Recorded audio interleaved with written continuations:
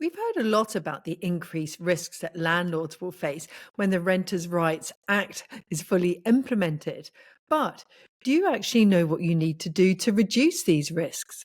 Well, in this video, I explain why the risks for landlords are increasing, what the risks are, and I give you 10 practical tips to help you reduce the risks you face when the Renters' Rights Bill comes into force in 2026.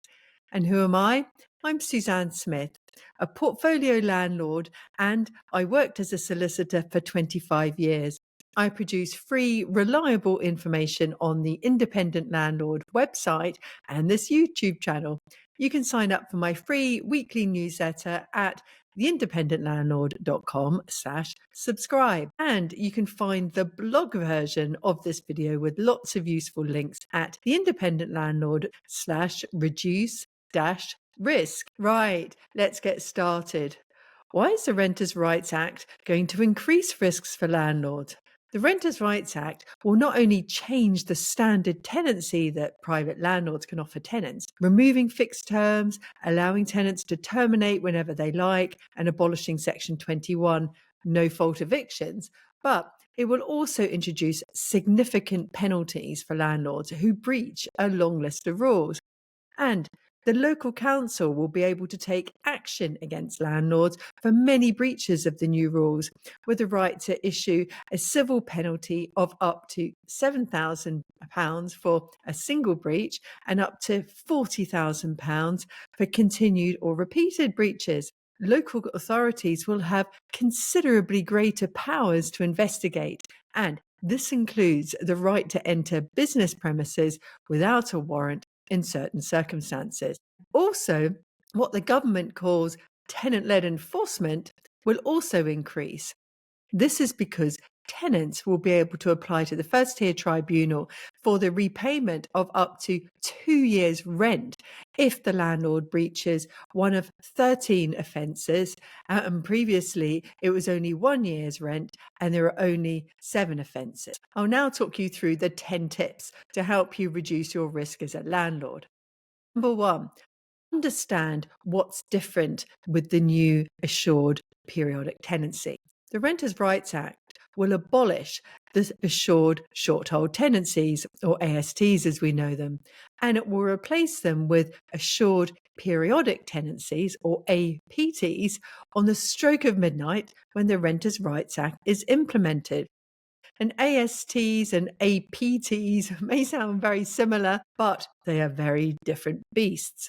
Here's a quick overview of the 5 differences that you need to understand between the old tenancies and the new. Number 1, periodic. It's in the name, assured periodic tenancies, and that means that the tenancies will be rolling and periodic, and they'll continue indefinitely until the tenant terminates it by serving 2 months' notice to quit, or the landlord terminates it, but only if they qualify for one of the grounds under Section 8. And there's a longer list of grounds. And they include selling up, moving in themselves or close family, rent arrears, breach of agreement by the tenant, which the judge considers to justify eviction. Number 2, no fixed terms. So if you have a tenancy that's in the middle of a fixed term period when the Renters' Rights Act comes into force, it will automatically turn into a rolling periodic tenancy. And what this means is that the tenant will be able to terminate it with 2 months' notice.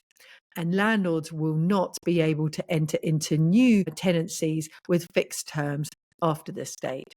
Number 3, rent. Listings for new tenants will need to state a proposed rent, and the landlord cannot agree to let a tenant rent the property for more than the proposed rent. And this is called rental bidding. The landlord also won't be able to require new tenants to pay rent in advance, or for rent to be paid at intervals for longer than 1 calendar month. That's for new tenancies. So that is all new. And landlords will not be able to increase rent unless they first issue a Section 13 notice, that's Form 4, if they want to increase the rent. And finally, tenants will have a new right to keep a pet if they follow a certain process and to ask the landlord for permission, although the landlord can turn down the request if they have a good reason. Number two, we need to know which breaches may lead to penalties. And here's a list. Number one, purport to let a dwelling house for a fixed term. So, for instance, if a landlord uses an old AST, which contains a fixed term for a new tenancy after the implementation date, then that's an offence. Number two, attempting to end a tenancy by serving a notice to quit. In other words, not a valid Section 8 notice. And next, asking someone to leave orally. So that means in person, on the phone, a voice note. It just means not in writing. And the next one is relying on a Section 8 ground to try to end a tenancy when the landlord doesn't believe that they will or may be able to obtain a court order for possession on that ground. The next one is reletting a property during the restricted period after serving a Section 8 notice using ground 1, that's the landlord or family moving in, and ground 1A, which is the selling up ground. Next one, failing to state the proposed rent when listing or advertising a property for rent to new tenants. And another one is asking for or receiving a prohibited pre-tenancy rent payment from the tenant or someone paying it on their behalf. In other words, before both parties have signed the tenancy agreement. Having a blanket no children policy without having a good reason. And refusing to allow someone who receives benefits to view a property even though they can afford the rent.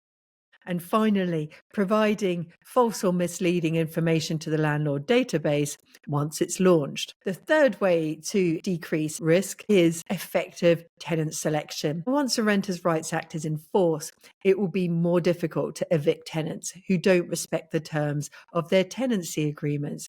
And this will make tenant selection even more important than it is now. And at the very minimum, landlords should obtain a professional reference from an appropriate provider. And you'll need a professional reference in any event if you're going to take out rent guarantee insurance for new tenants. However, the companies who do references just speak to the current landlord and not the previous one. And I do recommend that you speak to the previous one yourself, as the current landlord may be tempted to give a good reference just to get shot of them if they're not good tenants. So do also check them out on social media and on Google. There's often a lot of information on there. You should also meet the tenants in person yourself before you agree to let. And if you live a long way away, you can do a Zoom call. You can get a feel for what they're like as people. And this builds a relationship with them right from the start and shows that you take your obligations as a landlord very seriously. And it's far better to have a longer void than to let to a tenant who doesn't pass referencing or your own inquiries. And remember, you can't turn down an applicant just because they receive benefits if they can demonstrate they can afford the rent. But if they fail a credit test and they don't get a good reference, that would be a good ground to turn them down. The fourth way to reduce risk is to decide whether or not you need to change any of your policies because of the changes in the law. For instance, if you previously had a no pets policy, you'll need to allow tenants to have a pet if there isn't a good objective reason to say no, such as it being prohibited in your lease or the property not being suitable. And it's a good idea to have a pet policy to set out the conditions on which you would accept a request to have a pet. And you can see this in my blog post here. If you currently insist on professional tenants only, you'll need to consider all tenants, including those who do receive benefits, unless the money they receive isn't enough to enable them to afford the rent. Rent in advance. You'll no longer be able to insist that a new tenant pays rent up front. Any clause in a tenancy agreement that states this will have no effect. Instead, you might ask them to find a suitable guarantor or to use a professional guarantor. Another one is requiring a long fixed term period. Sometimes landlords ask for tenants to commit to living in the property for a long period of time. They might have an agreed rent review clause as well. However, you won't be able to do this once the Renters' Rights Act comes into force. And if you do, you could receive a civil penalty of up to £7,000 for a single breach and up to £40,000 for continued or repeated breaches. Many tenancy agreements have automatic or agreed rent increases so that both parties commit to future rent increases at the start. However, even if you've got these in your agreements, they'll be null and void in the future, and you'll need to increase rent using the Section 13 process, which will be subject to review by the first tier tribunal if the tenant wishes to make an appeal. Student lets, with the abolition of fixed-term tenancies, you won't be able to have a minimum term for tenants that mirror the academic year, and also you won't be able to insist on upfront rent. Number 5, building a good relationship with your tenants. The Renters' Rights Act will change the balance of power between landlords and tenants, as tenants will be able to terminate the agreement at any time with 2 months' notice, and landlords will only be able to evict tenants if they have a good reason. Happy tenants stay longer, and that reduces voids, and so much of the hassle that is involved in being a landlord will disappear if you have long-term tenants. So, to succeed in this brave new world, landlords will need to attract and keep good tenants who are happy with not just the properties, but also the service provided by the landlord or the letting agent. It's also important that the good service continues throughout the tenancy and that you carry out repairs promptly and you look after the property. If landlords use agents for property management, they should check in with the tenants to see if they're happy. And going on an inspection at least once a year, even if you use agents, enables you to see the condition of the property and speak directly to the tenant. As well as getting direct feedback from them, it will help you develop a relationship with them. And for those who self-manage, it's a good idea to mention the Renters' Rights Act to them so that they'll understand how things are going to change for them. We'll need to give the tenants an information leaflet that the government will give us around the time of implementation, but it's a good idea to mention it now. And the same goes for letting agents. It's a good idea to start explaining how the rules are going to change to tenants. Number 6, regular inspections. I call them maintenance visits as it sounds more collaborative. And you check your insurance policy to see if you how often you have to do them. Some insurance policies say you have to do them every 3 months. But whatever you call them, inspections enable the landlord or the letting agent to keep an eye on the property, to check what needs repair now and in the future, and to see whether the tenants are complying with their obligations under the tenancy agreement. Sometimes tenants are reluctant to report something going wrong, or they just don't seem to get around it. But a regular visit will mean that the landlord or the agent can see it themselves, and it's a lot easier for the tenant to say, the tap needs stripping or something like that when you're there. If the property is not being looked after by the tenant, or there's evidence of unauthorized subletting or another breach of the tenancy agreement, it will be important to have evidence to obtain possession of the property if the landlord wishes to use the discretionary ground 12, breach of tenancy agreement, whereas at the moment they'll just use section 21. So take photos of the issues discovered, either disrepair, which the landlord needs to rectify themselves, or the tenant's breach of contract, and follow up the visit by confirming it in writing and set out any discussions or action plans in an email. And if you use an agent, they should do this for you, and you should study the report carefully. And as with all discretionary grounds, the judge will need to agree it's reasonable to evict the tenant. Having written documentary evidence that the landlord has acted reasonably and has given the tenant the opportunity to rectify any breach before seeking eviction will help support the landlord's case that it is the right thing to evict the tenant in all the circumstances. The next way to reduce the risk is to keep on top of maintenance. Although the Decent Home Standard is due to be introduced by the Renters' Rights Act and is unlikely to come into force before 2035, it's important for landlords to keep on top of repairs and maintenance. Good tenants will be free to move out whenever they like if they feel the property's not being looked after properly. So just keep it, just as you get a car service, make sure that you keep your house in good condition or flat. Number 8, manage rent arrears proactively. The Renters' Rights Act will make it a lot more difficult to evict tenants if they fall behind with their rent. And whereas at the moment, Ground 8 enables landlords to apply for an order for possession if rent is in arrears of more than 2 months' rent on the date the notice is served and at the date of the court hearing, the Renters' Rights Act will increase this to 3 months. And also, instead of giving the current 2 weeks' notice, would have to give 4 weeks' notice. And prevention is very much better than cure. And early, empathetic intervention from the landlord or agent can help the tenant and prevent arrears from escalating. And don't be afraid to contact the tenant if they fall behind with their rent to find out why, how long their financial difficulties are likely to last. It might be a temporary problem, in which case a payment plan might be appropriate. On the other hand, it might be serious. For instance, they've lost their job, had their hours cut, or have been unable to work for some reason. And they may be entitled to benefits, such as universal credit.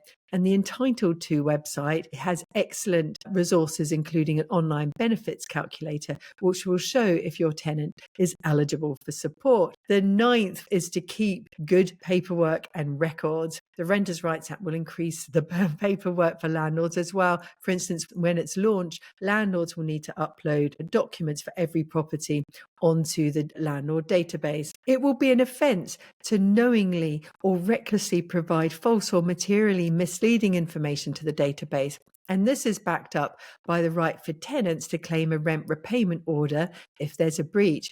So landlords will need to be really careful with their paperwork and certificates, not least because the local authority will be able to see, for instance, if the EICR has expired.